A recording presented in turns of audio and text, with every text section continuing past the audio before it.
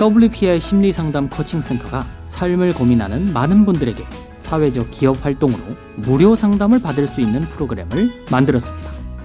상담 비용이 부담스러우신 분, 자신의 고민이나 아픔의 정체가 무엇인지 알지 못해 상담을 주저하셨던 분들을 위해 상담 기회를 제공합니다.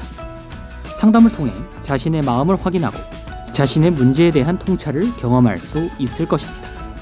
위에 이메일 주소로 무료 상담 받고자 하시는 사연과 WPI 검사 결과를 바로 보내주셔도 무료 상담에 신청됩니다.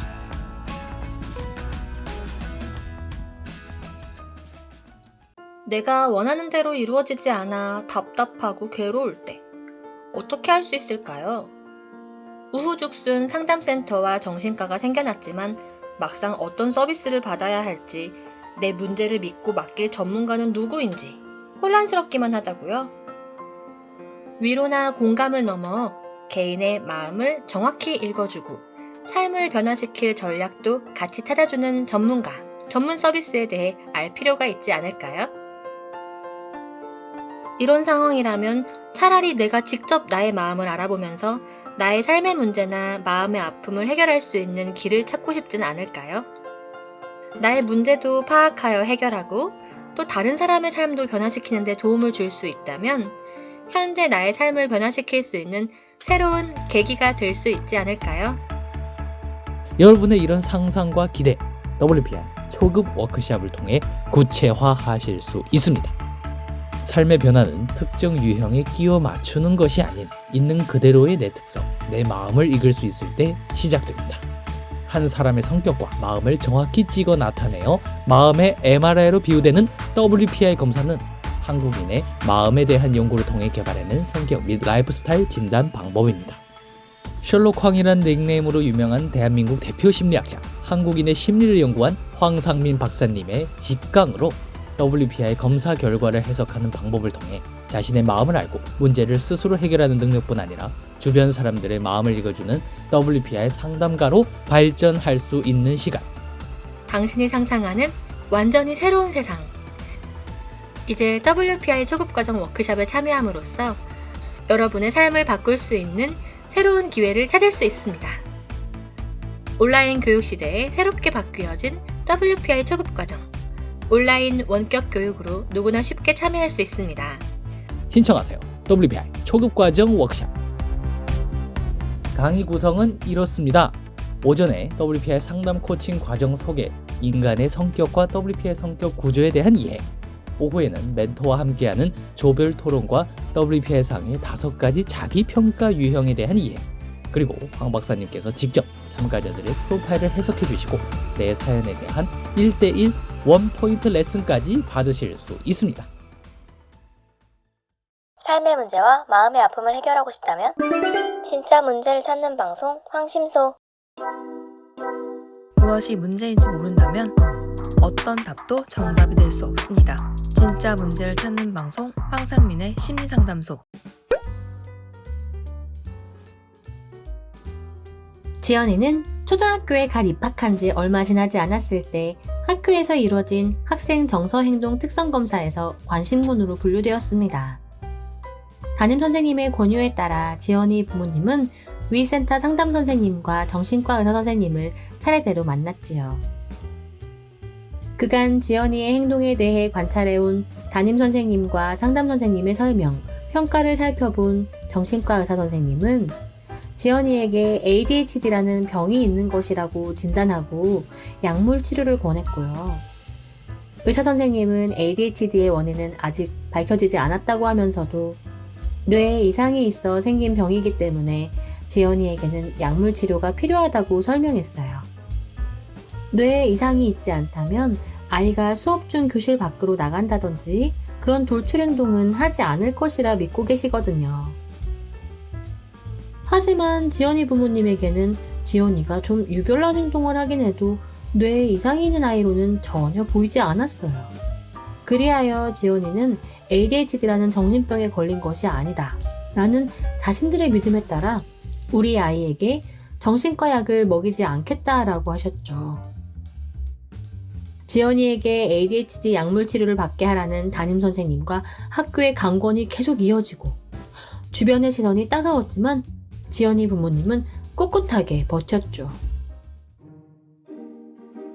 그렇게 1학년을 보내고 지연이는 이제 2학년이 되었습니다. 허허, 그런데 새로운 2학년 담임 선생님은 특수반을 권하기 시작했어요. ADHD 정신병 환자인 지연이는 일반적인 교육을 받을 수 없으니 특수반으로 옮겨가라는 의미였죠. 지연이 어머니는 정신병 환자가 아닌 아이를 어떻게 정신병 환자, 정신장애아로 부모가 만들어서 학교에 다니게 할 수가 있겠어요. 지연이가 조금 유별나기는 하지만 정신병 환자가 아닌데 어떻게 특수반을 보내요? 이런 마음으로 지연이를 특수반에 보내지 않기로 했습니다. 지연이 부모님은 ADHD 진단을 받은 자녀에게 약물 치료를 받게 하는 것도 거부하고 특수반마저 내친 자녀에게 장애가 있다는 것을 인정하지 않는 학부모, 무책임하고 무지한 학부모가 되었죠. 그러던 중 학교에서 화장실 사건이 발생했어요. 지연이가 옆칸 아이를 쳐다보았다는 일이 생겼고 담임선생님은 이것이 성추행이라며 신고라도 하면 지연이가 성추행으로 처벌받을 수 있다고 하였습니다. 하지만 지금이라도 특수반에 보낸다고 하면 처벌을 면할 수 있다고도 했죠. 특수반이라는 면죄부를 받을 것인가 잠시 갈등하기도 했던 어머니. 그렇지만 역시 정신병 환자가 아닌 자녀를 특수반에 보낼 수는 없었어요. 담임선생님은 정신병이 있는 자녀에게 아무런 조치도 취하지 않은 지연이 부모님이 약물 치료든 특수반이든 지연이에게 필요한 조치를 취할 수 있도록 으름장을 놓으며 나름 기회를 만들어드리고자 했던 것이었죠. 그것이 지연이를 위한 일이라 생각했지요. 그렇지만 지연이 학부모님은 또다시 자녀를 그냥 내버려 두겠다 하니 담임선생님도 걱정이 이만저만이 아니었답니다. 어머니는 어머니대로 또 다른 걱정거리가 생겼어요. 첫 학기가 끝날 때쯤 지연이가 집에 와서 선생님이 이렇게 꽝 때렸어. 선생님 경찰에 신고해줘. 라며 울기도 하는 거예요. 지연이가 선생님 눈 밖에 나서 미움을 받고 있는 건 아닐까 어머니는 안절부절 못했지요. 지연이가 정신과 약도 먹지 않고 특수반에도 가지 않겠다고 하니 선생님이 더더욱 아이를 미워하게 되어 혹시나 애를 잡으려는 것은 아닐까? 어머니는 걱정이 되기도 했죠. 설마 내가 뉴스에서나 보던 교사에 의한 정서학대? 와 같은 그런 일이 우리 아이한테 벌어지고 있는 건 아니겠지? 심장이 쿵쾅거리는 것 같았답니다. 그러던 중 지연이 어머니는 담임선생님으로부터 또 전화를 받게 되었어요.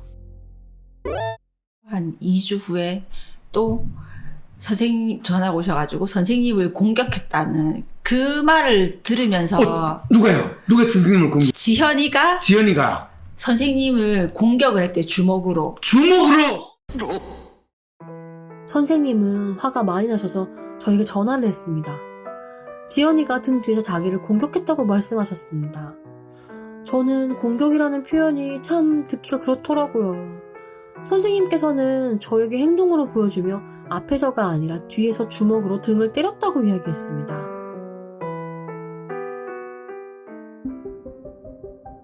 지연이의 여러 행동들에 대해 교사를 향한 공격이라고 지적하는 담임선생님. 아이가 시키는 일 하기 싫다고 몸부림치다가 튀게 될 수도 있는 것인데 선생님은 이런 아이의 행동을 마치 언론에서 이야기하는 정신질환자의 범죄처럼 보는 것인가? 어머니는 생각해보기도 했어요. 사실 이런 정신질환자로 인해 일어나는 사건들은 평소 치료를 꾸준히 한다면 대부분 막을 수 있습니다. 이 때문에 강제 치료를 할 수 있는 제도도 이미 마련되어 있습니다. 문제는 관리가 안 돼 구멍이 생기고 있습니다. 지난달 24일 40대 남성이 서울 도심의 주유소와 마트 등을 돌아다니며 둔기로 행인을 때리다 붙잡혔습니다. 지난달 9일 경북 포항의 한 약국에도 40대 남성이 난입해 흉기를 휘둘러 30대 약사가 숨졌습니다. 조사 결과 모두 정신질환자였습니다. 재발하거나 약을 안 먹어서 재발하는 경우가 문제인 거고 약을 먹으면 100명 중에 70명은 증상이 없어져요. 그러면서 이제 교권 침해다. 교권 침해. 교권 좋아요. 침해라서 네. 이제 내가 신고할 수 있다. 그러면서 하시는 말씀이 이건 정상적인 아이가 교사를 폭행한 것이고 교권 침해고 경찰에 고발할 수 있는 문제라고 윗선에까지 보고를 했다고 말하면서 특수반 학생이 그랬으면 이해를 하는데 지연이는 특수반 아이가 아니라서 이건 신고해야 되는 일이라고 했습니다. 특수반 아이는 면죄부가 있나 봅니다. 그렇게 자라면 사회에 나가서 우리 아이는 어떻게 될까요? 학교라는 작은 공간에서 잘못한 일을 하면 혼나고 교육받고 커야 되는데 특수반으로 가서 그렇게 해도 된다고 배우고 큰다면 참으로 답답합니다. 그 이후에도 가위를 손잡이 쪽으로 돌려줘야 되는데 날 쪽으로 줬다. 가지고 다니던 연습장을 가지고 가지 않아 그 종이를 달라고 떼쓴다고 학교로 가지고 오라는 둥, 지연이가 다른 친구에게 다가가서 때릴까봐 제지를 했다는 둥, 그런 일들이 조금씩 있었습니다. 그런 이야기를 할 때마다 특수반을 권하셨고요. 지연이 담임선생님은 왜 지연이를 이렇게까지 특수반에 보내려고 하는 걸까요? 왜 한 아이를 진단서를 받아서 장애가 있는 학생으로 만들려고 하는지 이해가 되지 않습니다.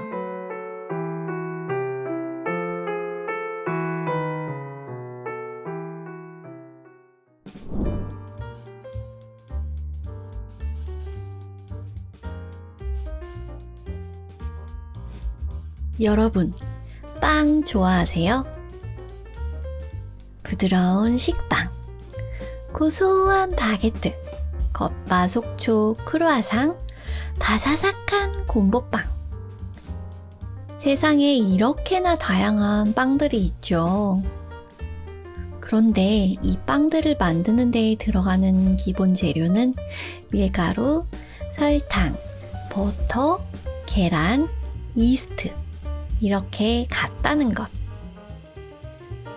같은 재료를 사용해도 재료의 배합, 반죽의 정도, 발효 과정, 오븐의 온도와 굽는 시간 등에 따라서 수없이 많은 종류의 빵을 만들어낼 수 있어요. 밀가루를 주재료로 반죽을 하며 발효 과정을 거치면 부드러운 식빵이 되고요. 버터가 듬뿍 들어가고 포개어 접듯이 반죽을 하면 켜켜이 층이 살아있는 크루아상이 돼요. 카스테라는 계란이 양껏 사용되는데 노른자와 흰자를 분리하여 반죽을 만드는 방법이 사용됩니다. 물론 오븐의 온도와 굽는 시간도 달라야겠죠. 이렇듯 어떤 빵이 만들어지는지는 재료 자체보다는 만드는 과정에 달려 있답니다. 사람도 이런 빵과 마찬가지로 엄마 뱃속에서 나와서 자라는 과정에서 각기 다른 마음을 가지게 되지요. 우리는 이것을 그 사람의 성격이라고 한답니다. 그런데 모든 반죽은 같은 온도의 오븐에서 같은 시간 동안 있으면 똑같이 구워져야 하는 게 맞다는 주장이 등장했습니다. 다양한 반죽들을 오븐 안에 한데 밀어넣고 보니 그래도 웬만해서는 대부분의 반죽들이 제법 빵의 모습을 갖춰가는 것 같네요. 그런데 유독 잘 구워지지 않는 반죽들이 보이는 거예요. 이상하다. 왜 저 반죽들은 제대로 된 빵이 되지 않고 있는 거지? 곧이어 이런 소리가 들리기 시작했습니다. 빵으로 구워지지 않고 있는 이유는 원래 불량한 재료를 써서 반죽했기 때문이야. 맞네, 맞아. 원래부터 불량 재료를 쓴 거면 어떻게 더 손을 봐도 불량품으로 남겠네. 그렇다면 오븐에서 더 구울 필요가 있을까? 그런 반죽들은 좀 빼자고. 사실 그 반죽은 오랫동안 천천히 구워야 하는 반죽이었는데, 그랬다면 풍미가 기가 막힌 아주 훌륭한 빵이 되었을 터인데, 불량품 취급을 받게 된 그 반죽은 그만 오븐 밖으로 나올 수밖에 없었답니다.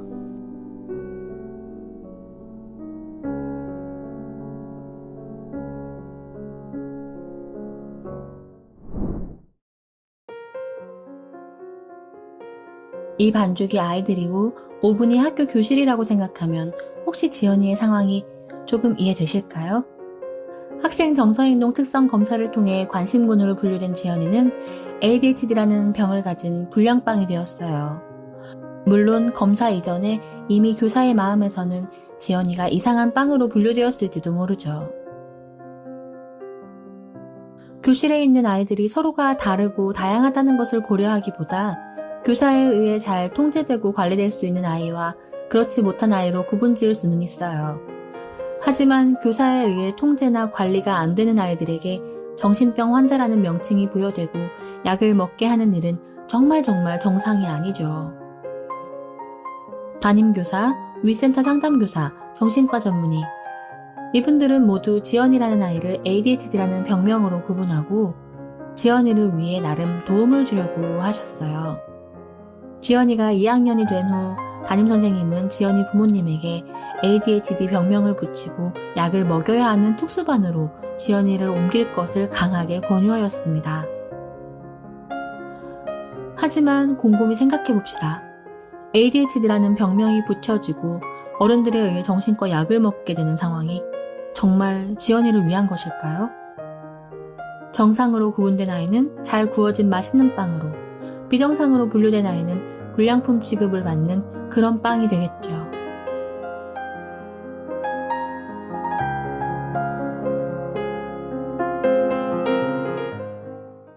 뭔가 매일 불안하고 나도 알 수 없는 내 마음.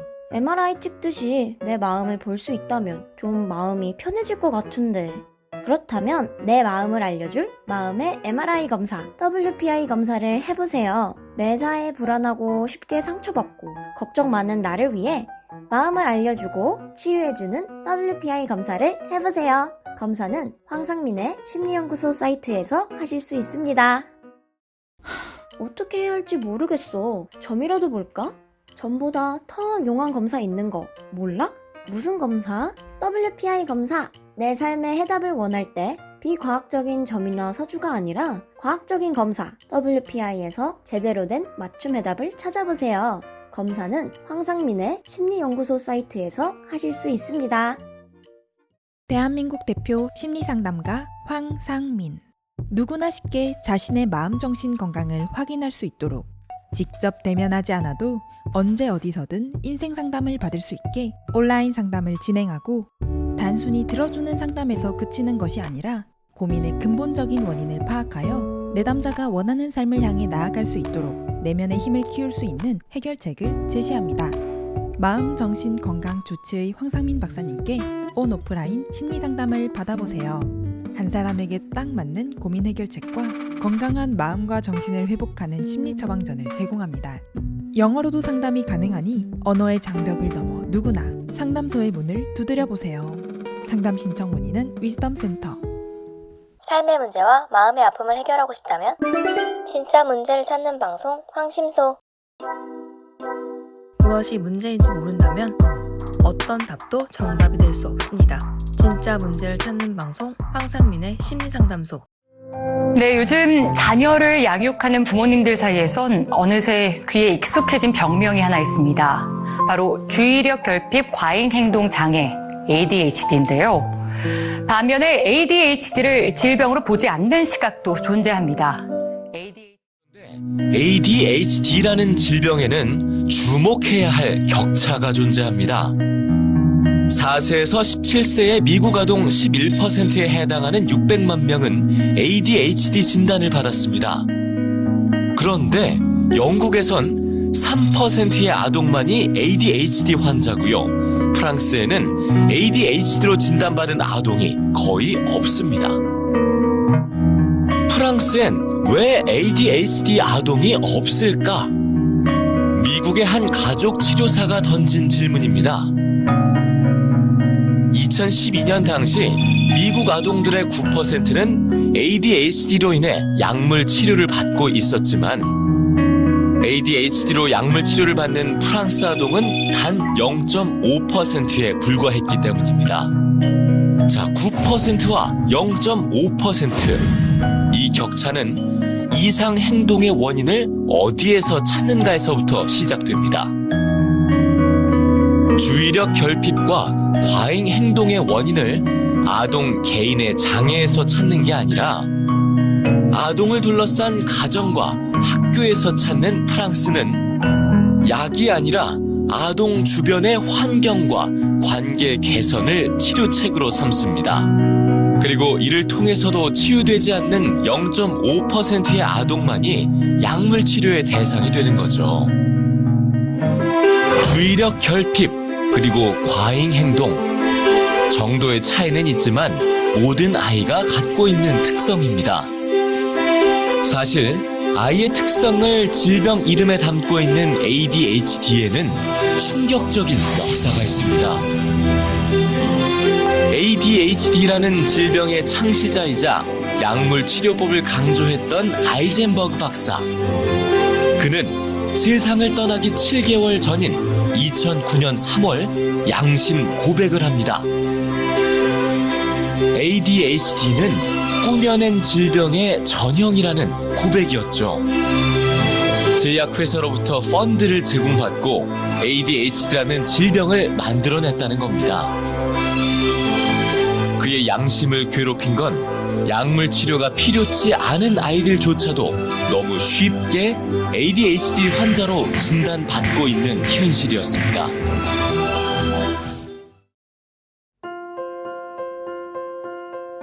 EBS에서 이런 내용이 보도된 후 몇 년에 걸쳐서 ADHD는 만들어진 병이라는 것은 사실이 아니다. 오보라는 보도도 나왔습니다. 또한 2007년 프랑스에서의 ADHD 유병률은 7.5%였다고요.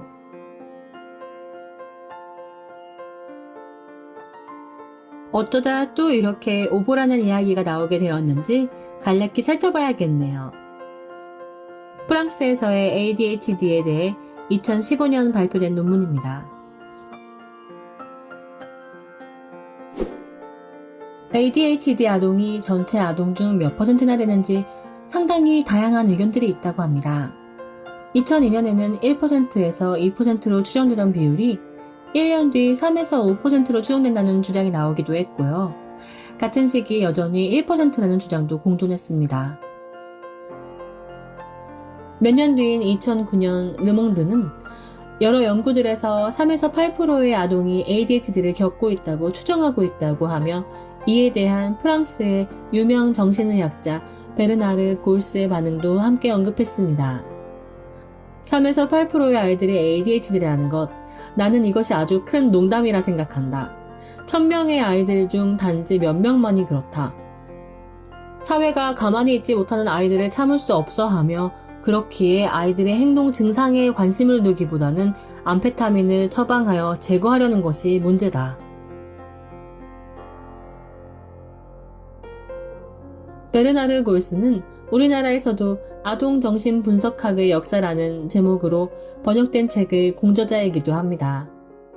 그러니까 가만히 있지 못하는 아이가 있을 때 이 아이를 바라보는 의사나 교사, 보호자의 마음에 따라 이 아이는 ADHD 환자가 될 수도 그저 좀 유난스러운 아이가 될 수도 있는 것이죠. 누군가는 이 아이들이 ADHD 환자라 믿고 누군가는 아니라 믿습니다. 각자의 믿음에 따라 ADHD 유병률 추정치도 달라지게 되겠죠. 이렇게 유병률조차 의견들이 분분한 이유는 또 다른 길에서 찾을 수 있겠네요. ADHD 진단은 행동 증상에 대한 평가에 기반하여 이루어진다. ADHD 유병률 추정은 그렇기 때문에 지난 20여 년간 국제적으로 논쟁의 중심에 있어 왔다. 지연이의 행동에 대해서는 담임 선생님, 상담 선생님의 평가가 일치하고 또 정신과 의사 선생님은 그 평가에 대해 동의하며 확인을 해주었는데 지연이 부모님의 평가는 완전히 다른 상황이에요. 이것에 대해 어떤 논의나 논쟁이 있기보다는 지연이 부모님은 주변에서 약을 먹이는 치료를 해야 한다는 압박을 받고 있는 중입니다.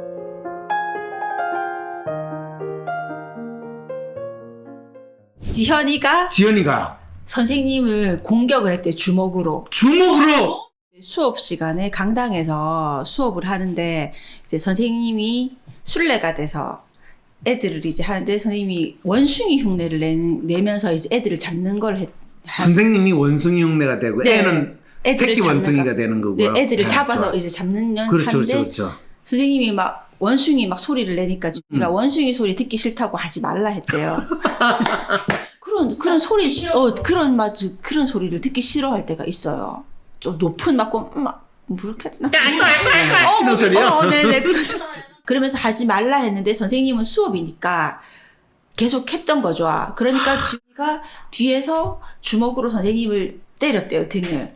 선생님은 지훈이가 나를 공격했다. 공격. 네, 그러면서 이제 교권 침해다. 교권 침해. 교권 좋아요. 침해라서 네. 이제 내가 신고할 수 있다. 네, 그렇죠, 그렇죠. 네. 선생님의 논리가 안 맞는 거예요. 특수반인 애가 자기를 공격했으면 자기는 이건 아무 일도 아닌 건데 정상적인 애가 공격한 거랑 똑같기 때문에 자기는 이거를 용서할 수가 없다. 근데 나 그 말이 똑같은 상황이죠. 어떻게 보면 맞은 거는 선생님이잖아요. 근데 보낸 거와 안 보낸 거에 차이가 있다는 게 이거는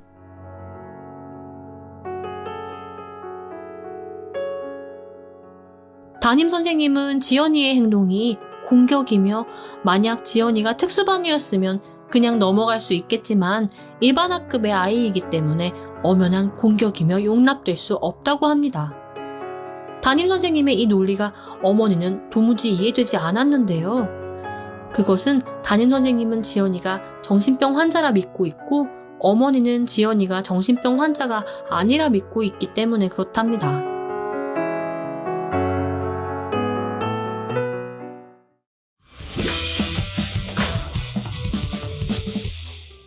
문제는 같은 학급에 있는 한 아이 때문에 저희 아이가 피해를 보고 있습니다. 그 아이는 ADHD를 앓고 있다고 합니다. 불편함이 있는 친구니 저희 아이도 잘 대해주려 했습니다. 그런데 그 아이가 저희 아이를 펜으로 찔렀습니다. 이야기를 들어보니 이렇게 폭력을 행사한 게 한두 번이 아니라고 합니다. 이런 것도 과연 신고를 할 수 있을지 변호사님은 좀 어떻게 보셨나요? 그래서 일단은 이 아동이 이 ADHD 관련해서 특수교육 대상자인 장애 아동이 아닌가 여부부터 조금 저희가 확인할 필요는 있다는 생각이 듭니다. 네. 아동들끼리 이제 장애 아동이 아닌데 이렇게 고의적으로 한 아이를 지속적으로 괴롭혔다. 학폭위를 열어달라라고 하시거나 뭐 신고하실 수 있는 부분이 있을 거로 생각이 듭니다. 그런데 이제 이 친구가 만약에 장애 아동이었고 고의적인 어떤 마음을 가지고 이 아이를 괴롭혀야지 뭐 이런 마음으로 괴롭힌 것이 아니라면 신고는 조금 어렵지 않을까 그런 생각이 듭니다. 일단은 이 아이가 어느 정도일까 ADHD의 뭐 증상을 보이고 있다라는 말씀을 해주셨는데 어느 정도인지에 따라서 조금 달라질 수 있겠다라는 말씀을 해주셨어요. 근데 2019년 진주에서 벌어진 아파트 방화 살인 사건. 가해자 안인득은 조현병으로 인한 심신미약 판정을 받았습니다. 온 국민을 분노하게 했던 2016년 강남역 살인 사건의 범인은 정신질환으로 심신미약 상태였던 점이 인정됐습니다. 그리고 2008년 술에 취해 8살 여자아이를 성폭행한 조두순. 그는 아무것도 기억나지 않는다고 주장했는데요. 결국 심신미약이 인정돼 감형됐고 곧 출소를 앞두고 있습니다. 반복되지 말아야 할 이 사건들의 공통점은 바로 심신미약이 적용돼 감형을 받았다는 건데요.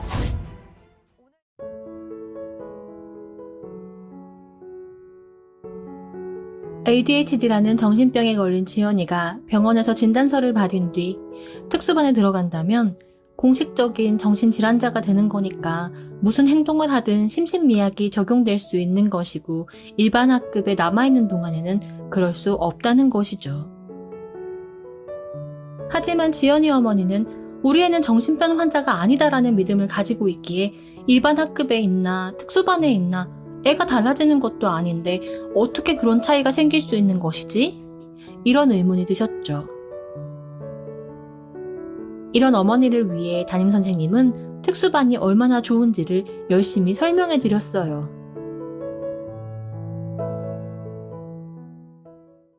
특수반은 또 어떤 도움이 된다고 이야기를 하던가요? 특수반에 맨 처음에 선생님이 말씀하실 때는 특수반에 가면 지훈이한테 맞춤 교육을 해준다고 그러더라고요.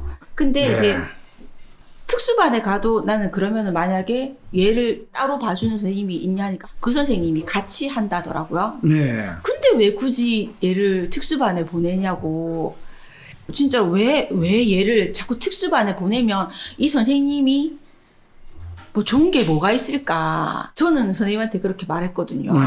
그래도 그냥 저는 이 반에 계속 있겠다. 그렇죠, 그렇죠. 근데 그러면 꼭 있잖아요. 선생님은 자기를 약 올리는 것 같다는 느낌이 또 드시는 것 같아요. 학부모 입장에서 너무 싫은데 이걸 어떻게 할 수가 없어요. 이걸 뭘 어떻게 말을. 저는 그거를 이제 어째 보면은 선생님을 설득시키고 싶었어요. 아니, 어머니가 선생님을 설득시켜요? 그러니까 얘를 담임 선생님은 지연이에게 특수반 필요하다. 어머니는 특수반 필요 없다. 이렇게 서로 실랑이를 하는 상황. 어머니는 어떻게 담임 선생님을 설득하여 그 마음을 바꿀 수 있을까를 고민하고 있었죠.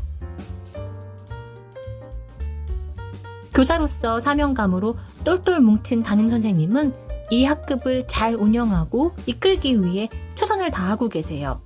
수업 중 선생님의 지시를 따르지 않는 지연이의 행동은 더욱더 커다란 문제처럼 선생님에게 느껴지고 있었답니다.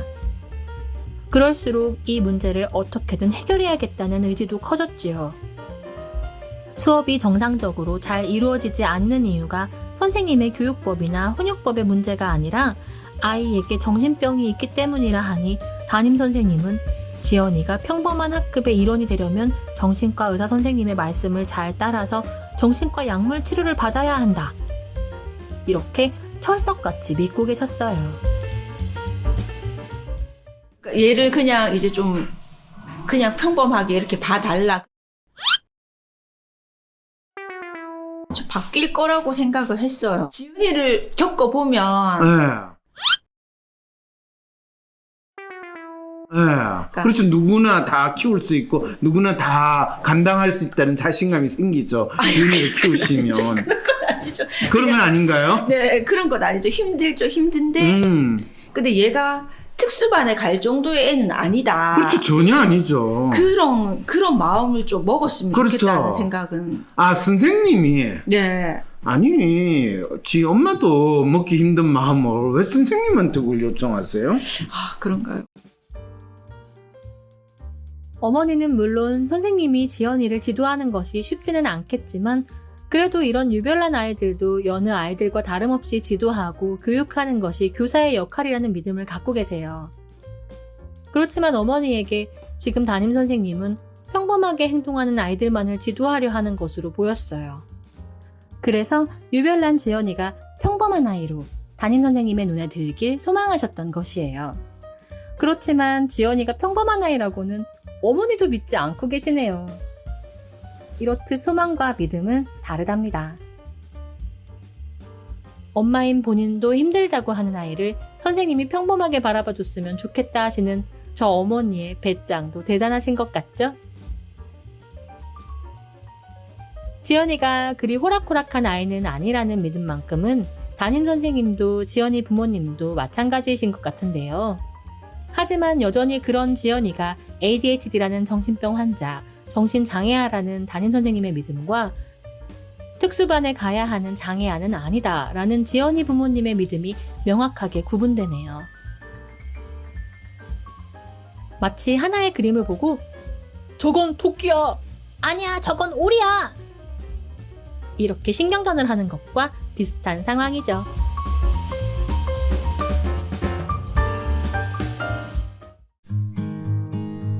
황심소에서 사연을 찾습니다. 현재 대한민국에 사는 전국의 모든 초등학교 1학년, 4학년, 그리고 중학교 1학년, 고등학교 1학년 학생들은 학생 정서 행동 특성 검사란 이름의 검사를 받고 있습니다. 교육부는 이 검사가 아이의 정신질환을 확인하기 위한 진단검사는 아니지만 아이의 성격 특성과 주의력 결핍 과잉 행동장애, 이른바 ADHD, 그리고 불안, 우울, 학교 폭력 피해, 자살 위기 등 주요 정서 행동 특성의 전반에 대해 알려준다고 말합니다. 그리고 우리의 소중한 아이들은 이 검사의 결과에 따라 정상군 또는 관심군으로 나뉘어집니다. 특히 이 검사에서 관심군으로 분류된 아이들은 학교 내 상담실인 위클래스나 위센터 혹은 정신건강복지센터를 거쳐 신경정신과 병원으로 보내져 심리검사와 정신과 진료를 받게 됩니다. 그리고 이 일련의 시스템의 끝자락에서 다수의 아이들은 자신의 의지와는 상관없이 정신과 약물을 권유받고 또 복용하기 시작합니다. 황심소에서는 이런 학생 정서 행동 특성 검사와 관련한 경험을 하신 분들의 사연을 찾고 있습니다. 자녀가 학교에서 학생 정서 행동 특성 검사를 받고 관심군으로 분류되어 담임 선생님이나 위센터 상담사로부터 추가 상담과 검사를 하고 또 이어진 정신과 진료를 통해 아이가 가진 문제를 파악하고 해결하고자 하셨던 분, 또는 주변에 그런 경험이 있는 분들의 사연을 황심소에 알려주시기 바랍니다. 사연을 보내주실 곳은 다음과 같습니다. 이메일 sherlockwhang@gmail.com sherlockwhang@gmail.com 또는 카카오톡 010-3438-2439로 연락 주시기 바랍니다.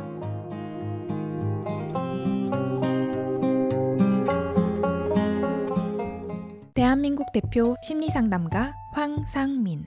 누구나 쉽게 자신의 마음정신 건강을 확인할 수 있도록 직접 대면하지 않아도 언제 어디서든 인생 상담을 받을 수 있게 온라인 상담을 진행하고, 단순히 들어주는 상담에서 그치는 것이 아니라 고민의 근본적인 원인을 파악하여 내담자가 원하는 삶을 향해 나아갈 수 있도록 내면의 힘을 키울 수 있는 해결책을 제시합니다.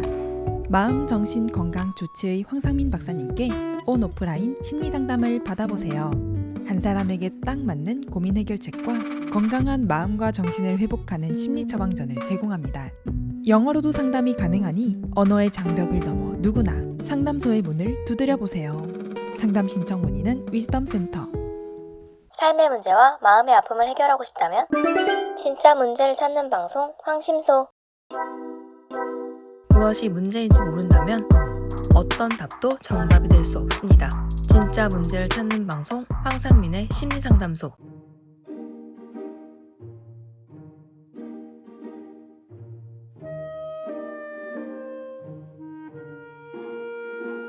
밀가루, 설탕, 버터, 계란, 이스트.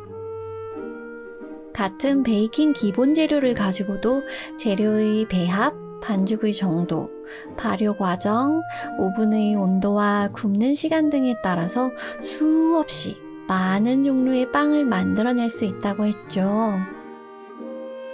개개인의 성격도 마찬가지랍니다. 베이킹 기본 재료 5가지가 있듯이 성격의 기본 요인이라 할 수 있는 5가지 빅5 요인들이 있어요. 바로 외향성, 신경증, 친화력, 개방성, 성실성입니다. 쉽게 말해 개인의 성격을 이루는 기본 재료들로 모든 사람들이 다 가지고 있어요. 이 기본 재료들이 버무려지게 되는데요. 개개인이 속해 있는 환경, 성장 과정에 따라서 서로 다르게 버무려져요. 이는 베이킹에서 재료들을 혼합해 반죽을 하고 오븐에서 굽는 과정에 비유할 수 있어요. 이런 과정을 거쳐 개개인이 각기 다른 다양한 특성을 가진 모습이 되는 것이죠. 마치 같은 재료들로부터 다양한 빵이 만들어지듯이요. 이렇게 나타난 특성들이 어떻게 드러나는지 5가지 대표 유형과 5가지 주요 삶의 가치로 구분하여 파악할 수 있게 해주는 것이 바로 WPI랍니다. 바삭함, 고소함, 촉촉함, 부드러움, 풍미. 각자가 보이는 특성은 다 달라요. 그러니까 각자 자신만의 레시피는 모두 다를 수밖에 없는 것이죠. 그런데 다른 사람의 레시피를 따르려 하며 내가 재료들을 배합한 것에 어울리지 않는 방식으로 구우려 한다면 당연히 제대로 된 빵이 만들어질 수 없을 거예요.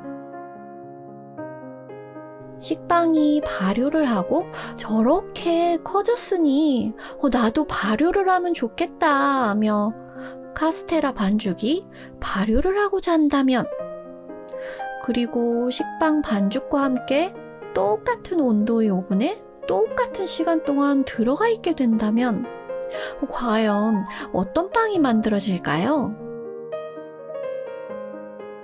켜켜이 층이 있는 크루아상을 보고 멋지다며 나도 저렇게 층을 낸다고 식빵 반죽이 따라하면 어떻게 될까요?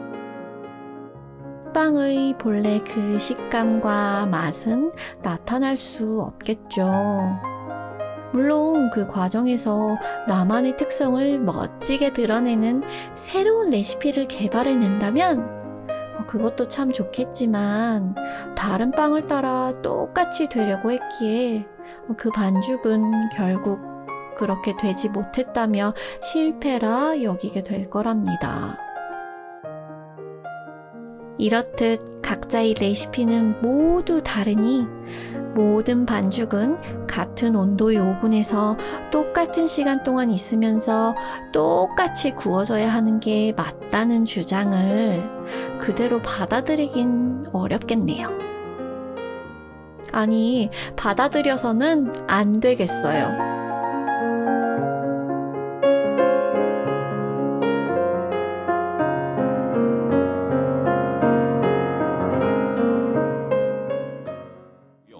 프랑스에는 ADHD로 진단받은 아동이 거의 없습니다. 주의력 결핍과 과잉 행동의 원인을 아동 개인의 장애에서 찾는 게 아니라 아동을 둘러싼 가정과 학교에서 찾는 프랑스는 약이 아니라 아동 주변의 환경과 관계 개선을 치료책으로 삼습니다. 아이가 보이는 행동의 원인을 아동 주변의 환경에서 찾고자 한다는 것인데요. 정상으로 구워지는 빵이란 이런 것이야. 이렇게 정해놓고 비교해가며 표준에 한참 미치지 못하는 반죽은 불량품으로 취급하는 대신 오븐의 적정 온도와 시간을 설정해주는 것을 생각해 볼 수 없을까요? 성추행에 이어 선생님을 공격한 학생이 되고만 초등학교 2학년 지연이. 아직 한 학기도 채 끝나지 않았는데 지연이 어머니는 또다시 담임선생님으로부터 지연이가 사건을 일으켰다는 소식을 듣게 되었어요. 그 다음에 이제 가위는 또 무슨? 가위는 이제 가위를 줄 때, 그러니까 선생님의 행동이 마음에 안 들어서 지훈이가 이제 수업 시간 선생님 앞에서 수업을 하고 있는데 이렇게 했대요. 이제 손으로. 목 잘리는 이렇게. 집에서 이런 행동 많이 하죠? 네. 목에 갖다 대고 약간 끽. 네가 지연이한테 그 모습을 보인 거야? 엄마가 그 모습을 보인 거야? 그러니까 걔가 유튜브 같은 거 보고 배운 거 같아요. 이래서 아이들은 보고 배운다라는 얘기를 하게 되는가 봐요. 지연이에게 목을 긋는 흉내를 내는 것은 무척 익숙한 동작이었네요. 이렇게 하다가 이제 가위가 있어서 가위로 이렇게 가위를 가지고 이렇게 했대요. 가위를 가지고 이렇게 했어요. 네, 그러다가 선생님이 이제 가위를 달라고 했는데 이제 가위 앞에 날 부분을 가지고 이렇게 준 거예요. 약간의 어째 보면 의도도 있었죠. 선생님이 이제 미운 거예요. 이렇게. 그러고 나서 이제 그 다음 날인가 제가 지훈이를 데리러 갔을 때 가위를 막 가지고 오시더라고요, 선생님이. 그러면서 지훈이한테 딱 쥐어주면서 지훈아, 이거 선생님한테 한번 줘봐 하면서 주더라고요. 그러니까 이제 지훈이가 이제 손잡이 쪽으로 줬어요. 선생님이 드렸어요. 그러니까 선생님, 이거 보라면서 이제 제가 교육을 시키니까 이렇게 됐다고. 오, 훌륭한 선생님이네요. 제가 집에서도 이제 교육 이야기하고 하니까 이런 건 할 수 있을 거라고 제가 그렇게 이야기를 했죠. 네. 지연이는 이제 수업 중에는 교실 밖으로 나가지 않고 있어야 된다는 걸 잘 아니까 앉아는 있는데 아마 그때 수업에 대해 뭔가 불만스러운 것이 있었거나 선생님한테 단단히 삐져 있었나 봐요. 그런 마음을 지연이는 평소에 많이 보았던 대로 가위를 손에 든 채 목을 긋는 흉내를 내는 것으로 표현했어요. 학생이 수업에 집중하지 않고 딴짓을 한 것도 잘못인데 더군다나 어린아이가 저런 나쁜 행동을 흉내내다니, 그러다가 진짜 다치기라도 하면 어떡하려고. 선생님은 무척 놀라셨던 것 같아요. 그러고는 어서 그 가위를 지연이의 손에서 놓게 해야겠다 생각하셨겠죠. 담임선생님은 지연이에게 가위를 달라고 했어요. 지연이는 가위 손잡이를 쥔 채로 휙, 그냥 자신이 잡고 있는 모양새 그대로 선생님에게 가위를 건네는 것으로 뭔가 불만족스러운 자신의 마음을 드러냈어요. 공손하게 하지 않았던 것이죠. 그렇지만 선생님에게는 지연이가 어떤 마음으로 어떤 행동을 하는지는 중요하지 않았답니다. 가위로 목을 긋는 흉내를 내더니 가위 날까지 나에게 들이댔어! 오직 보이는 행동만이 중요했지요. 어머니는 이번에도 의아했어요. 가위를 건네줄 때 손잡이 쪽을 향하게 해야 된다고 가르쳐주면 되지. 선생님은 왜 큰 사건이 일어난 것처럼 호들갑이실까? 아이가 예의범절을 잘 모를 수도 있고 가위를 들고 무슨 위협을 한 것도 아니고 지연이가 가위 날 쪽을 향하게 해서 선생님에게 전달한 것이 또 공격이라고 빌미 삼고 싶으셨던 걸까? 굳이 왜 내가 보는 앞에서 지연이에게 가위를 쥐어주며 건네보라고 연출까지 하시지? 이번에는 지연이가 선생님에게 손잡이 쪽을 향하게 하여 가위를 건네드렸어요. 제가 교육을 시켰더니 제대로 전달을 하네요. 이번에는 공격적인 행동을 하지 않았네요. 내일 집에서도 제가 늘 이야기하며 가르치고 있으니 앞으로도 지연이가 바르게 행동할 거예요. 아니, 어린애가 실수할 수도 있지. 우리 애가 무슨 행동만 하면 왜 자꾸 다 공격이라고 하세요? 우리 애를 너무 나쁘게 몰아세우지 마세요. 아무리 반복하여 알려준다고 해도 지연이는 ADHD라는 정신병이 있어서 언제 어떻게 돌출 행동을 할지 몰라요.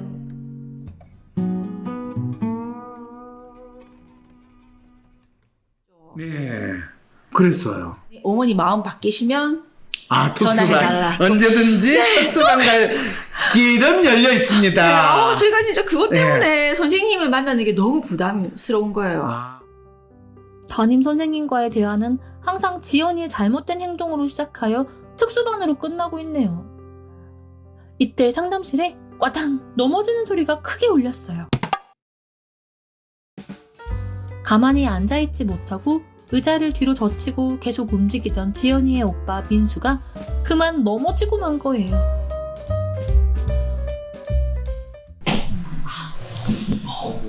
많이 아프지?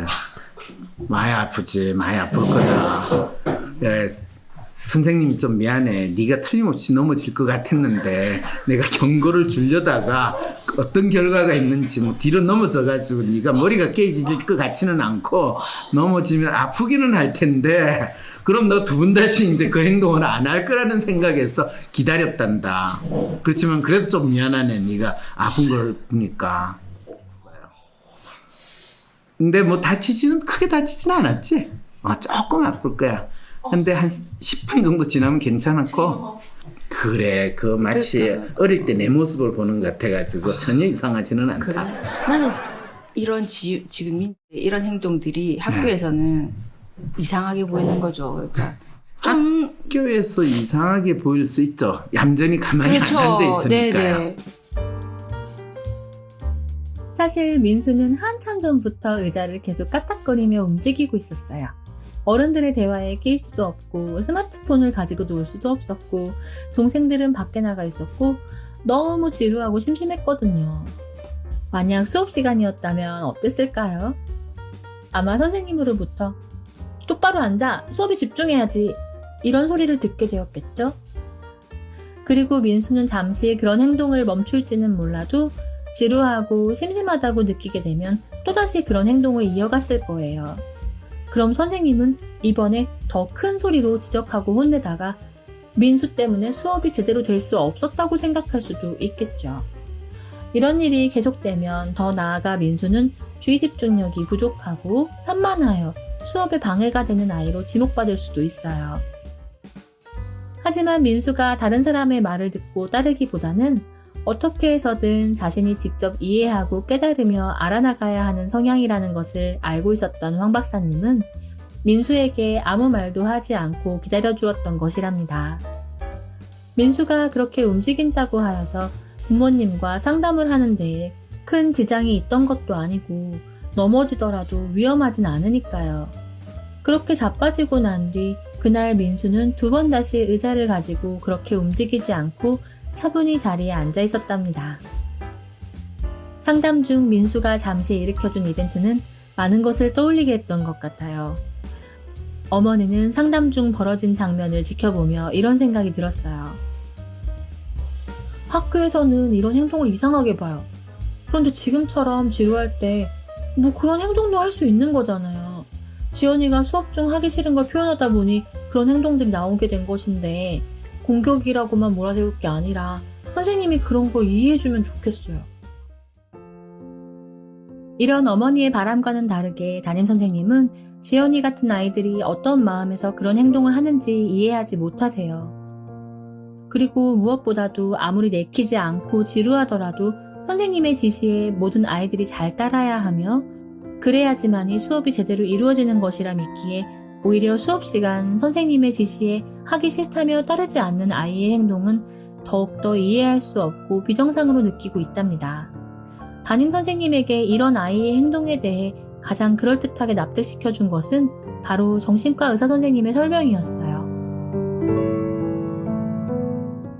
사실 이제 ADHD의 발병 원인은 아직까지는 현대의학으로는 정확하게 입증이 된 원인은 없으나 지금까지 수십 년간 연구되어 온 연구 결과에 의하면 가장 유력한 원인 가설은 그 뇌의 도파민 가설입니다. 그 이야기는 그 뇌에서 우리가 이제 뇌에 전전두엽이라는 부분이 있는데요. 그 전전두엽에 도파민이 어느 정도 적정량 분비가 되어줘야 뭔가 자극이 왔을 때 그것을 조절하는 능력이라든지 반응을 억제하는 능력이라든지 충동을 조절하고 참아내는 능력이라든지 그런 여러 가지의 능력들을 발휘할 수가 있는 것인데 그 전전두엽의 기능이 도파민의 어떤 그 분비의 저하로 인해서 제대로 제 기능을 못하게 되는 것입니다. 아, 이 아이는 지금 뇌에 문제가 있는 것이구나. 수업 시간에 지시를 따르지 않으며 이해할 수 없는 그런 돌출 행동을 한 이유가 바로 이것이었어. 뇌 발달 자체가 정상적인 뇌 발달하고 ADHD가 있는 애들하고는 분명히 차이가 있는 거거든요. 근데 이 뇌 발달 자체를 다른 방법으로 촉진시킬 수 있는 방법은 전혀 없다는 거죠. 아, 지연이에게 필요한 것은 약물 치료구나.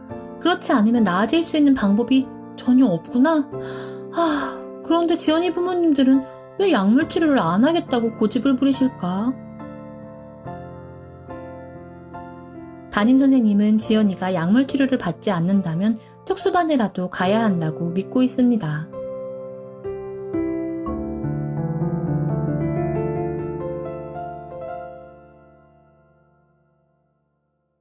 내가 원하는 대로 이루어지지 않아 답답하고 괴로울 때 어떻게 할 수 있을까요? 우후죽순 상담센터와 정신과가 생겨났지만 막상 어떤 서비스를 받아야 할지 내 문제를 믿고 맡길 전문가는 누구인지 혼란스럽기만 하다고요? 위로나 공감을 넘어 개인의 마음을 정확히 읽어주고 삶을 변화시킬 전략도 같이 찾아주는 전문가, 전문 서비스에 대해 알 필요가 있지 않을까요? 이런 상황이라면 차라리 내가 직접 나의 마음을 알아보면서 나의 삶의 문제나 마음의 아픔을 해결할 수 있는 길을 찾고 싶진 않을까요? 나의 문제도 파악하여 해결하고 또 다른 사람의 삶도 변화시키는 데 도움을 줄 수 있다면 현재 나의 삶을 변화시킬 수 있는 새로운 계기가 될 수 있지 않을까요? 여러분의 이런 상상과 기대, WPR 초급 워크숍을 통해 구체화하실 수 있습니다. 삶의 변화는 특정 유형에 끼워 맞추는 것이 아닌 있는 그대로의 내 특성, 내 마음을 읽을 수 있을 때 시작됩니다. 한 사람의 성격과 마음을 정확히 찍어 나타내어 마음의 MRI로 비유되는 WPI 검사는 한국인의 마음에 대한 연구를 통해 개발해낸 성격 및 라이프스타일 진단 방법입니다. 셜록 황이란 닉네임으로 유명한 대한민국 대표 심리학자, 한국인의 심리를 연구한 황상민 박사님의 직강으로 WPI 검사 결과를 해석하는 방법을 통해 자신의 마음을 알고 문제를 스스로 해결하는 능력뿐 아니라 주변 사람들의 마음을 읽어주는 WPI 상담가로 발전할 수 있는 시간. 당신이 상상하는 완전히 새로운 세상. 이제 WPI 초급과정 워크숍에 참여함으로써 여러분의 삶을 바꿀 수 있는 새로운 기회를 찾을 수 있습니다. 온라인 교육 시대에 새롭게 바뀌어진 WPI 초급과정. 온라인 원격 교육으로 누구나 쉽게 참여할 수 있습니다. 신청하세요. WPI 초급과정 워크숍. 강의 구성은 이렇습니다. 오전에 WPI 상담 코칭 과정 소개, 인간의 성격과 WPI 성격 구조에 대한 이해. 오후에는 멘토와 함께하는 조별 토론과 WPI 상의 5가지 자기평가 유형에 대한 이해. 그리고 황 박사님께서 직접 참가자들의 프로파일을 해석해 주시고 내 사연에 대한 1:1 원포인트 레슨까지 받으실 수 있습니다. 사람들을 잘 알면 좀 더 잘 지내지 않을까? 사람의 성격을 알 수 있는 검사 WPI. 내 성격도 알아보고 친구들의 성격도 알아보며 사람들과 더 잘 지낼 수 있는 비법을 WPI 검사에서 찾아보세요. 알아가는 재미가 쏠쏠하답니다. 검사는 황상민의 심리연구소 사이트에서 하실 수 있습니다. 세상 사람들과 내가 다르다고 느낄 때, 나만의 특성, 나만의 마음을 알고 싶을 때, 이해받지 못하는 나를 내가 이해할 수 있는 방법, WPI 검사. WPI 검사를 통해 자신을 알고 자신감 있게 하루하루를 살아가세요. 검사는 황상민의 심리연구소 사이트에서 하실 수 있습니다. 삶의 문제와 마음의 아픔을 해결하고 싶다면 진짜 문제를 찾는 방송 황심소. 무엇이 문제인지 모른다면 어떤 답도 정답이 될 수 없습니다. 진짜 문제를 찾는 방송 황상민의 심리상담소. 담임 선생님은 지연이에게 특수반 필요하다. 어머니는 특수반 필요 없다. 이렇게 서로 실랑이를 하는 상황. 사실 2학년 담임 선생님이 지연이를 특수반으로 보내라고 한 것은 바로 지연이가 ADHD라는 정신병에 걸린 환자인데 부모가 그것을 인정하지 않고 치료받는 조치를 취하지 않으니 정상아들이 교육받는 이 교실에 지연이를 둘 수가 없다. 그러니 빨리 특수한 아이들이 있는 특수반으로 보내어 특수교육을 받으라는 의미였죠. 지연이 부모님은 아이가 2학년이 되면서 학교에서도 이제는 ADHD 치료를 받으라는 얘기가 없고 담임 선생님도 지연이를 예뻐한다고 믿었는데 이런 특수반 이야기는 학교에서 지연이를 다시 정신병 환자로 보겠다는 강력한 의사 표현이라는 것을 확인하게 되었죠. 부모님의 마음에서는 지연이가 좀 유별나긴 해도 여느 아이들과 다를 바 없는 아이. 담임 선생님의 마음에서 지연이는 철저히 ADHD라는 병을 가진 정신병 환자랍니다. 지연이 부모님은 자신들과 너무나 다른 믿음을 가지고 있는 담임 선생님이 갑자기 지연이를 평범한 아이로 바라봐주길 소망하고 있는 것만으로는 이 난관을 헤쳐나갈 수 없다는 것을 확인했어요. 그렇다면 과연 어떻게 하면 좋을까요? 지연이 부모님이 바라는 것은 지연이가 현재의 학급에서 지내는 것입니다. 담임 선생님은 지연이가 ADHD 정신병 환자라고 믿고 있는데요. 이런 담임 선생님의 믿음을 지연이 부모님이 바꿀 수는 없겠죠. 선생님이 그런 믿음을 갖고 계신다는 것을 인정하고 그럼에도 불구하고 선생님이 지연이가 지금의 학급에서 지내도 괜찮다고 여기게 할 수는 없을까요? 이렇게 지연이를 이해하지 못해 힘들어하는 담임 선생님에게 이렇게 이해할 수 없는 아이를 맡아 가르쳐주고 계시니 너무나 감사합니다. 선생님을 추앙하면 어떤 일이 벌어질까요? 그러니까 그런 부분이 전 선생님들이 선생님들이 괴롭죠. 그래서 어머님, 아버님은 선생님한테 엄청 가서 마치 죄인을 맡긴 이 죄로 선생님을 지극히 존경한다라는 표현으로 선생님을 대해주셔야 되거든요. 이게 무슨 죄가 있어가지고 이 남다른 이 특별한 애를 이 일반 클래스에서 선생님이 무슨 죄가 있어 그걸 가르치는 상황에 처했겠어요. 그냥 다른 평균적이고 보통의 애로 지내면 참 좋을 텐데. 수업 중 하는 일들을 하기 싫다고 온몸으로 표현했던 지연이. 그럴 때 선생님은 어떤 마음이었을까요? 마침 다른 초등학교 선생님들이 그럴 때 어떤 생각이 드는지 이야기를 하고 계신데요. 꼭 지연이 담임 선생님을 대신하여 말씀해 주시는 것 같이 느껴지네요. 촬영에 앞서서 전국 선생님들을 대상으로 가장 마음에 상처가 됐던 말 리서치를 진행해 봤는데요. 아이들에게 듣는 말 중에 당신을 가장 자극하는 말 먼저 가겠습니다. 여러분이 1, 2, 3위를 맞춰주시면 돼요. 막 열심히 준비한 활동인데 애들이 선생님 재미없어요 했을 때 상처가 되게 많이 되더라고요. 바로 나왔습니다. 전국의 30명 선생님 중에서 가장 자극받는 말 2위로 등록했어요. 선생님 재미없어요. 재미없어요랑 비슷한 말인데 그럼 시작하기 전에 이거 왜 해요? 역시 있을 것 초등교사 같아요. 인정. 2위가 바로? 네, 바로 나옵니다. 아무래도 그런 말들을 들으면 진짜 의욕이 쫙 빠지고 네 어디 도망가고 싶은 마음까지 들어요. 아이들을 생각하며 정말 교사로서 최선을 다하겠다는 마음으로 열심히 노력한 선생님일수록 아이들에게 이런 말을 들었을 때 더더욱 속상하고 의욕이 없어진다 느끼겠죠. 마치 열심히 공부했는데 막상 시험 점수가 낮게 나와 실망하듯이요. 부모님과 대화 도중에도 살짝 자극되는 말이 없을 수는 없잖아요. 과연 어떤 말이 있을까요? 제일 상처됐던 말 중에 하나는 선생님 애가 없으셔서 모르시겠지만 저도 들어봤어요. 있습니다. 네, 5위에 있습니다. 선생님 애 안 키워보셨죠? 제가 그래도 대학교에서 공부도 쭉 하고 임용고시도 공부를 하고 이렇게 나름 시험을 통과를 해가지고 자격증을 따서 온 사람인데 그 과정들이 다 무시당하는 느낌도 들고 그 애가 없다고 만들어 올 수는 없잖아요. 어디 어머님은 한 명 키우지만 전 지금 26명을 키우고 있습니다. 믿어주십시오. 그렇게 얘기했던 것. 교육부 공식 블로그에는 교사가 좋아하는 학부모가 되는 노하우라는 글이 올려져 있습니다. 정성을 주는 학부모, 아이 앞에서 교사 칭찬을 하는 학부모, 교사를 지지하는 부모가 베스트 학부모로 꼽히고 있네요.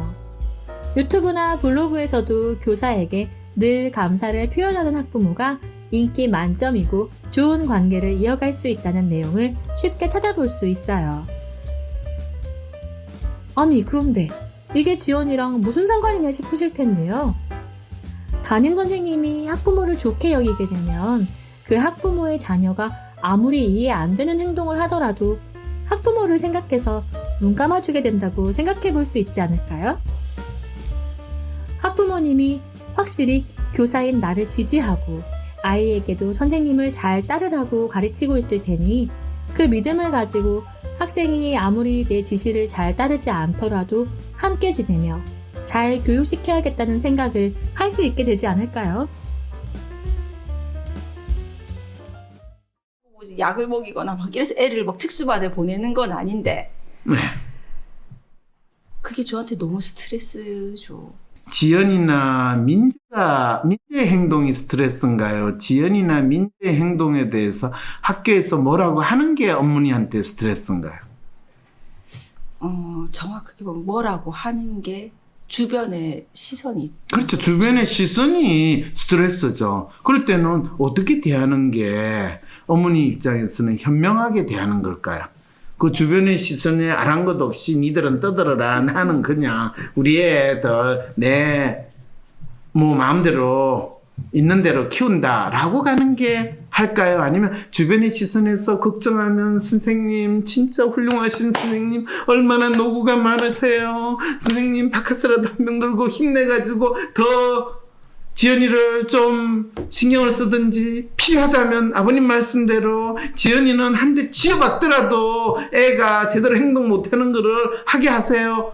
이렇게 그리고 그렇게 한다고 해서 결코 경찰에 신고하거나 선생님을 뭐라고는 안 하겠습니다. 선생님 필요하다면 해처리를 제가 준비해 드릴 테니까 지연이한테 따끔하게 야단을 쳐주세요. 이렇게 이야기를 하면서 지연이 보고는 집에 와가지고 지연아 너 선생님한테 맞으니까 좋지? 아니야 싫어. 그렇지? 네가 안 맞으려면 어떻게 해야 되지? 선생님 앞에서는 가만히 있어야 돼요. 그렇지 훌륭하다야. 그래 너도 학교에서 안 맞고 살려면 이제 선생님 눈치를 봐야 돼. 그게 사는 거란다. 인생은 이런 거야. 너가 어린 시절 때부터 초등학교 2학년 때부터 인생에 대해서 배우게 된 게 얼마나 너가 조기 교육을 하는 거니. 저 요즘에 약간 그렇게 가르치기도 잘하시고 계시네요. 근데 그게 맞는 건가요? 네 맞아요. 지연이한테는 잘하시는데 담임선생한테 그렇게 하셨나요?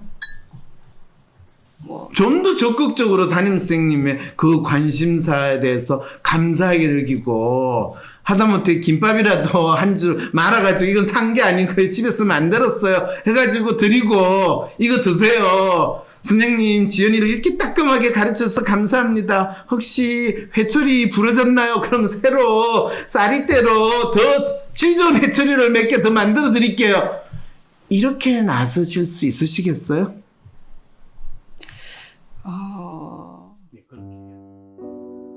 지연이를 특수반으로 보내라는 말을 듣고 선생님의 자녀라면 조카라면 특수반에 보내시겠어요?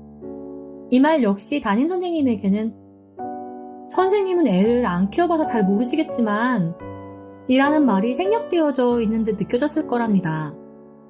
어머니는 저의 입장에서 좀 생각해주세요 라는 의미였는데 선생님은 오히려 교육자로서 자신의 존재가 부정당하고 지금까지 교사가 되기 위해 애써온 시간들조차 싸그리 다 무시받는 느낌이었죠. 그럴수록 더욱더 내가 얼마나 아이들을 생각하고 아이들을 위하는 교사인데 이런 마음으로 지연이에게 필요하다고 생각되는 특수반을 아주 별의별 방법을 써가며 열심히 권하시게 되었죠. 거기에다 지연이가 집에 가서 선생님이 나를 때렸다. 경찰에 신고해달라는 말까지 했다 하고 이 어머니는 그 내용을 나에게 전달하고 있으니 이제는 나를 아동학대범으로 의심하는 것인가? 더욱 벽을 쌓게 되었답니다. 담임선생님에게는 지연이가 이 학급에 있다는 것이 더욱더 괴로운 일이 될 수밖에 없겠죠. 그래서 담임선생님이 지연이가 성추행을 했다, 공격을 했다라고 했을 때 선생님, 우리 아이를 제발 어떻게 좀 살려주세요. 이런 모드로 나가야 되었던 것이라고 황 박사님은 부모님들께 일러주었답니다. 지금까지 보여왔던 모습들이 담임선생님에게 어떻게 받아들여졌으며 어떤 반응을 불러왔는지 알게 된 지연이 부모님. 아버지가 먼저 이런 말씀을 하시네요. 네, 그렇게 해야 될 것 같아요. 이제 아시겠죠? 네. 그렇게 하셔야 돼요. 네, 그런 부분이 저희가 되게 부족했던 것 같아요. 좀 안다고. 맞아요. 네, 아는 척 하는지 않는 그렇죠. 담임선생님 걱정 마세요. 이거 제가 각서라도 쓰고 녹음까지 제가 다 해가지고 선생님 드리겠어요. 지연이가 선생님 마음에 안 들고 잘못 행동했을 때는 이 해초리를 사용해가지고 지연이 다리에 피멍이 나도록 때리더라도 그렇다고 너무 피멍을 자주 내시지는 마시고 뭐 한 달에 한 번이나 선생님이 진짜 견디지 못할 때는 그렇게 사용하셔도 됩니다, 선생님. 그럼 이제 그 부분은 이제 그렇게 하는데 그 대신 뭐 도움반이나 이런 걸 권유할 때는 좀 단호하게 그건 안 하겠습니다 이렇게 선생님, 지연이는 독립적으로 본인이 스스로 자기 문제를 파악하고 살아가는 아이로 키워야지 본인 스스로 장애인이 돼가지고 다른 사람의 도움을 받는 게 초등학교 2학년 때 되면 얘는 평생 신체적 장애가 아니라 심리적 장애로 자기 인생을 살아가지 못하고 나중에 나이가 더 들면 국가 도움을 받고 국가 돈 뜯어먹는 그런 무기력한 인간으로 성장하는, 저 자식은 그런 인간이 되기를 원치 않습니다. 선생님도 선생님의 제자가 그렇게 되거나 마치 쓰레기 처리하듯이 그렇게 되는 아이로 커가는 건 원치 않지 않습니까? 선생님 자식이나 조카가 그러면 선생님은 특수반 보내겠다고 하지만 그거는 아니지 않습니까? 그 정도 이야기는 할 수 있겠죠. 그런 부분에 있어서 저희가 좀 입장 정리를 좀 명확하게 못 안 한 하고, 거죠. 그렇죠, 그렇죠. 지연이가 정신병 아니다라는 것을 설득하려 할수록 담임 선생님은 내가 잘못 알고 있고 내가 틀렸다는 거야? 정신과 의사 선생님이 그렇게 진단했는데 그럼 정신과 의사가 틀렸다는 거야 뭐야? 오히려 틀린 건 학부모님 같은데? 이렇게 생각하게 되겠죠. 황 박사님의 솔루션은 바로 그렇게 팩트체크를 해야 할 것이 아니라 우리 애가 자기 인생을 스스로 살아가는 법을 배우기를 바란다 는 지연이 부모님의 마음을 담임 선생님에게 분명히 밝히라는 것입니다. 그리고 지지와 정성을 보내라는 것이죠. 사실이냐 아니냐가 아니라 어떻게 믿고 있느냐가 중요하다는 것.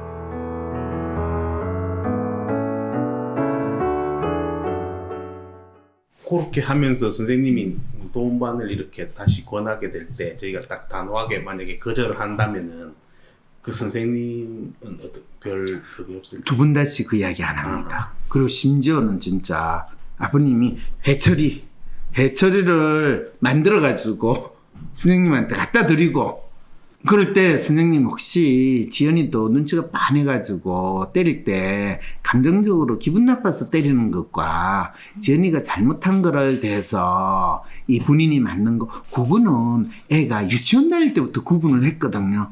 아까 저거 지연이한테 이름이 뭐냐고 물어보니까 지연이가 저를 샥 헐끄봤어요. 아니 이 아저씨가 작년에 나를 봤으면서 내 이름을 기억을 못해?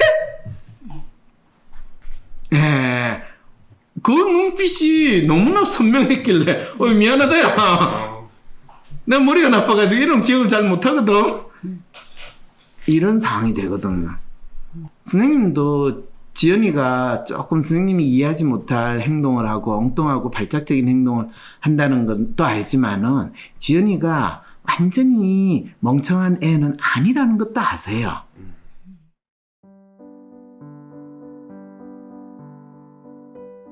지연이의 돌출 행동에 대해 전혀 이해하지 못한 담임선생님은 어렸을 때 지연이와 같은 행동을 해본 적이 한 번도 없는 것 같아요.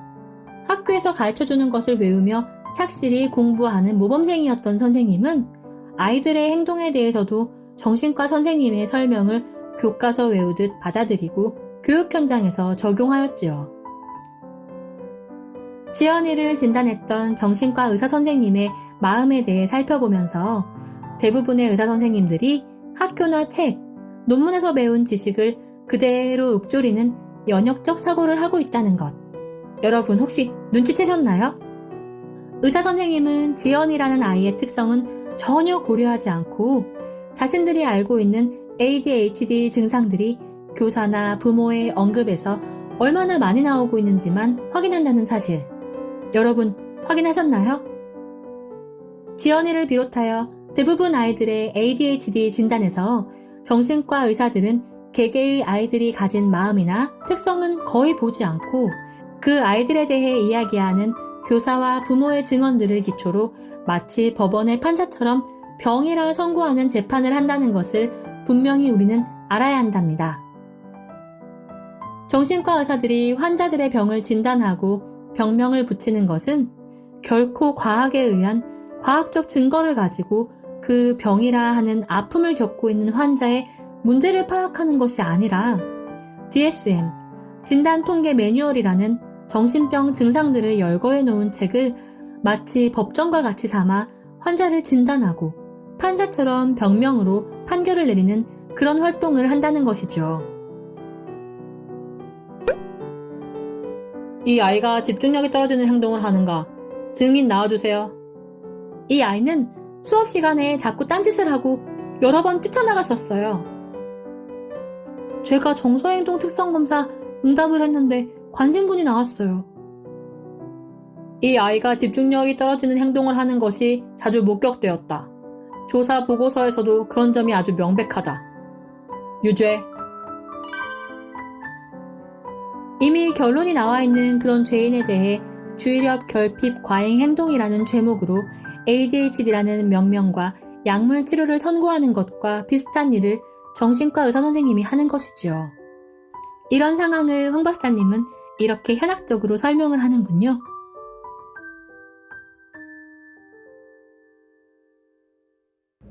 대부분 지금 이게 이제 연역법적 사유와 기납법적 사유로 트레이닝된 사람들은 개개의 사례에 대한 사유를 하기가 되게 힘들어져요. 연역법은 평균이나 일반적인 법칙을 기본으로 해가지고 그걸 기준으로 해가지고 한 사람을 끼워 맞추는 게 연역법적인 사유거든요. 그래서 가축법, 이 소크라테스 문답법과 셜록 홈즈식의 가축법을 사용을 할 수 있을 때만이 개개인의 마음을 읽을 수 있다라고 내가 이야기하는 이유가 바로 거기에 있는 거예요.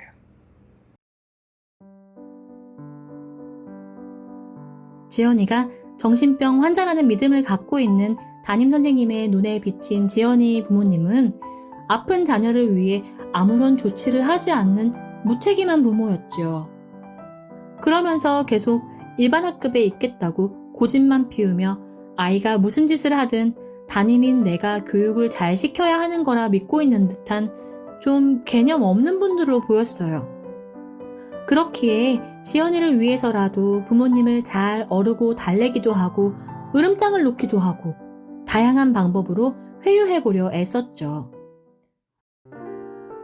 그럴 때 지연이 부모님이 담임선생님을 추앙하기 시작한다면, 그래서 이렇게나 힘들게 하는 아이를 돌봐주는 노고에 대한 인정과 감사를 보낸다면 나를 추앙하는 부모님의 자녀를 가엾게 바라보고 나 아니면 안 된다는데 어떡하겠어, 이런 생각이 드는 게 인지상정이겠지요.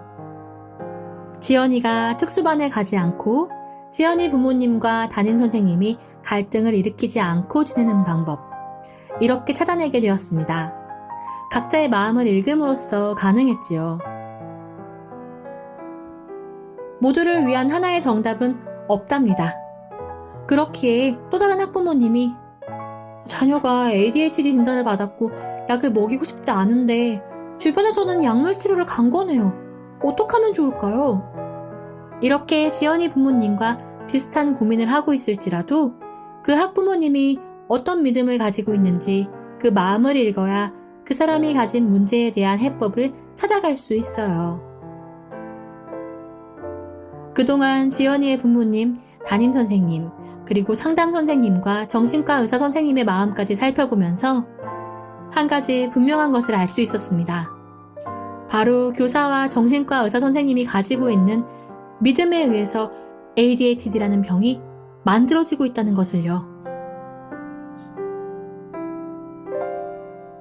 ADHD라는 질병의 창시자이자 약물 치료법을 강조했던 아이젠버그 박사.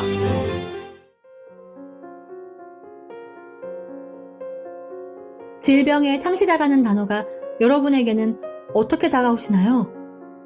아이젠버그 박사가 양심 고백을 한 지 벌써 10년도 넘었지만 여전히 많은 아이들이 너무 쉽게 ADHD로 낙인 찍히고 있습니다. ADHD. 정말 이것이 병일까요? 뇌와 신경회로의 이상 또는 뇌 전두엽 이상과 같은 생물적 단어만 언급하면 우리는 병이 바로 그런 신체의 이상 때문에 일어난다고 쉽게 믿게 됩니다. 전문가인 의사선생님이 그렇게 이야기하시니까요. 그런데 그분들도 절에는 부처님이 있어야 하고 교회는 십자가가 있으면서 하느님을 믿어야 한다는 그런 믿음에서 ADHD가 마치 뇌의 전두엽의 이상이라고 굳게 믿고 계시다는 것에 대해 우리가 알아야 할 듯합니다. 병이란 원래부터 절대적으로 존재하는 것이 아니라 이렇게 만들어질 수 있는 것이랍니다. ADHD 같은 정신병뿐 아니라 신체적인 질병의 경우에도 마찬가지예요. 대한민국에서는 그 과정이 더욱 체계적으로 이루어지기 시작했지요. 학교에서 이루어지는 정서 행동 특성 검사, 위센터, 정신과 병원으로 이어지는 이 시스템은 마치 커다란 컨베이어 벨트가 만들어져 작동하고 있는 것과 같습니다. 그 위에는 또 다른 지연이 같은 아이들이 많이 있답니다. 컨베이어 벨트 위에 모든 반죽들이 각자의 특성을 멋지게 발휘하는 그런 빵이 될 수 있도록 황심소는 계속됩니다.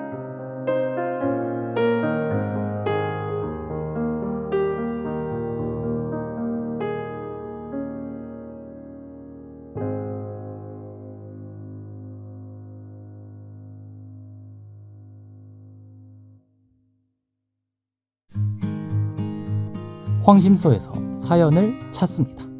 현재 대한민국에 사는 전국의 모든 초등학교 1학년, 4학년, 그리고 중학교 1학년, 고등학교 1학년 학생들은 학생 정서 행동 특성 검사란 이름의 검사를 받고 있습니다. 교육부는 이 검사가 아이의 정신질환을 확인하기 위한 진단검사는 아니지만 아이의 성격 특성과 주의력 결핍 과잉 행동장애, 이른바 ADHD, 그리고 불안, 우울, 학교 폭력 피해, 자살 위기 등 주요 정서 행동 특성의 전반에 대해 알려준다고 말합니다. 그리고 우리의 소중한 아이들은 이 검사의 결과에 따라 정상군 또는 관심군으로 나뉘어집니다. 특히 이 검사에서 관심군으로 분류된 아이들은 학교 내 상담실인 위클래스나 위센터 혹은 정신건강복지센터를 거쳐 신경정신과 병원으로 보내져 심리검사와 정신과 진료를 받게 됩니다. 그리고 이 일련의 시스템의 끝자락에서 다수의 아이들은 자신의 의지와는 상관없이 정신과 약물을 권유받고 또 복용하기 시작합니다. 황심소에서는 이런 학생 정서 행동 특성 검사와 관련한 경험을 하신 분들의 사연을 찾고 있습니다. 자녀가 학교에서 학생 정서 행동 특성 검사를 받고 관심군으로 분류되어 담임 선생님이나 위센터 상담사로부터 추가 상담과 검사를 하고 또 이어진 정신과 진료를 통해 아이가 가진 문제를 파악하고 해결하고자 하셨던 분, 또는 주변에 그런 경험이 있는 분들의 사연을 황심소에 알려주시기 바랍니다. 사연을 보내주실 곳은 다음과 같습니다. 이메일 sherlockwhang@gmail.com sherlockwhang@gmail.com 또는 카카오톡 010-3438-2439로 연락주시기 바랍니다.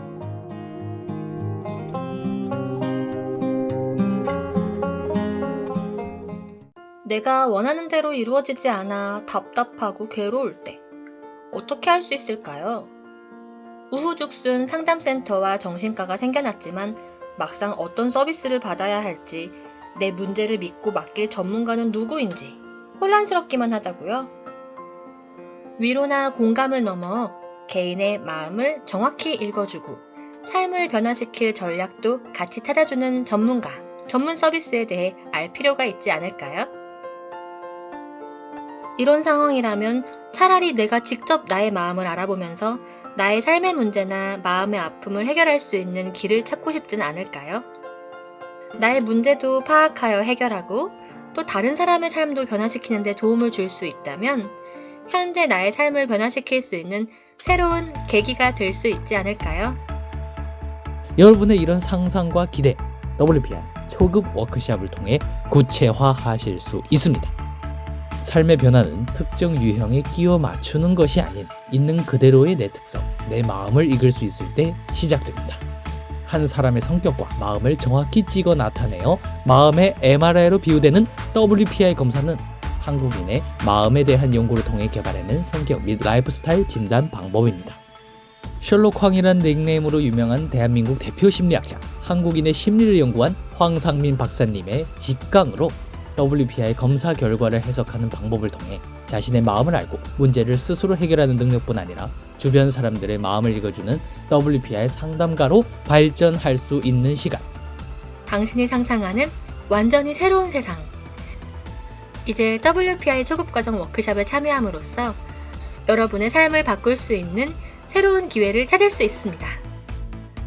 온라인 교육 시대에 새롭게 바뀌어진 WPI 초급과정. 온라인 원격 교육으로 누구나 쉽게 참여할 수 있습니다. 신청하세요. WPI 초급과정 워크샵. 강의 구성은 이렇습니다. 오전에 WPI 상담 코칭 과정 소개, 인간의 성격과 WPI 성격 구조에 대한 이해. 오후에는 멘토와 함께하는 조별 토론과 WPI 상의 5가지 자기평가 유형에 대한 이해. 그리고 황 박사님께서 직접 참가자들의 프로파일을 해석해 주시고 내 사연에 대한 1:1 원포인트 레슨까지 받으실 수 있습니다.